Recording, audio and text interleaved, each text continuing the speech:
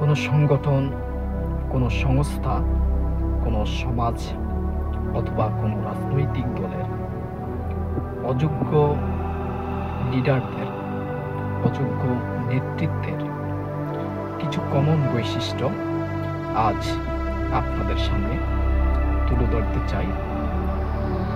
এই অযোগ্য দায়িত্বশীলদের, যারা অযোগ্যতার হাত ধরে নিজেকে যোগ্য নেতৃত্ব দেওয়ার জন্য তৈরি করেছে, আসলে তাদের অযোগ্যতা তাদের কাজে কর্মে এবং বিভিন্ন পদচারণায় সাধারণ মানুষ তা সহজেই ধরে ফেলতে পারে।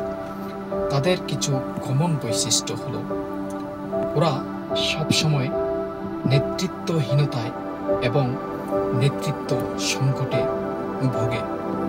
ওরা এমনভাবে নিজেকে তৈরি করতে থাকে, ওদের চারপাশের আত্মীয় স্বজন, বন্ধু বান্ধব এমন অযোগ্য হাজারো ব্যক্তিদের নিয়ে ওদের চারপাশটা সর্বপ্রথম অনেক শক্ত করার চেষ্টা করে, কারণ তাদের ভিতরে একটি ভয় সবসময় কাজ করে।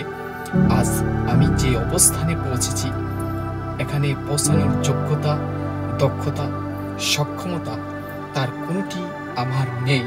এই জিনিসটা তাদের মধ্যে সবসময় বিরাজমান থাকে। এই জন্যই তারা তাদের নেতৃত্বের অবস্থান শক্তিশালী করার জন্য, নিজের অবস্থানকে আরও শক্ত করার জন্য, যাতে কোনোভাবেই তার নেতৃত্ব সংকটে পড়তে না হয়, যাতে কোনোভাবেই তার নেতৃত্ব হারাতে না হয়, এর জন্য তারা বিভিন্ন দল মত গোষ্ঠীর সাথে তারা আপনার বিভিন্ন ধরনের কার্যক্রমের মাধ্যমে, নিজেদের চাটুকারিতার মাধ্যমে, তারপর একটা কোরআন ভিত্তিক কাজ ওরা সবসময় করে থাকে। কিন্তু তাদের এই শক্তিশালী অবস্থান কোনোভাবেই অবশেষে টিকে থাকে না, কারণ যাদেরকে নিয়ে এই কোরআন সৃষ্টি করা হয় তারাও সবাই অযোগ্যতার শামিল। যেটা আমাদের দেশীয় নেত্রী, জননেত্রী শেখ হাসিনা তার অবস্থান ধরে রাখার জন্য অনেক শক্তিশালী কোরআন সৃষ্টি করেছিল। তার নিকট আত্মীয় স্বজন এবং অযোগ্য ব্যক্তিদের দিয়ে দেশের প্রত্যেকটি প্রশাসনিক অবস্থান থেকে রাজনৈতিক অবস্থান সবকিছু নিজের কেন্দ্রীভূত করতে চেয়েছিল, কিন্তু সমাজ, দেশ, রাষ্ট্র তা কখনো মেনে নেয়নি।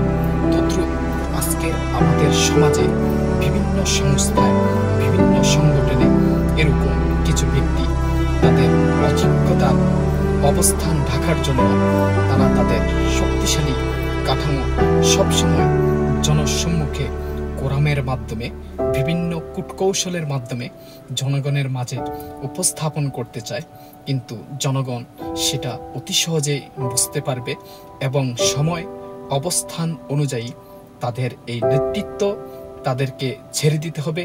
কারণ তাদের এই পথ পদচারণায় অহংকার ছাড়া আর কোনো কিছুই দেখা যায় না, কারণ সাধারণ জনগণ সেই অহংকার বুঝে সময় মতো তাদেরকে বিদায় করার ব্যবস্থা করে নিয়ে থাকে। এই জন্য আল্লাহ জনগণকে ওই ধরনের শক্তি, মত প্রকাশের সক্ষমতা একসময় দিয়ে থাকেন। এই ধরনের জুলুম, নির্যাতন থেকে সমাজকে রক্ষা করার জন্য আল্লাহ নিজেই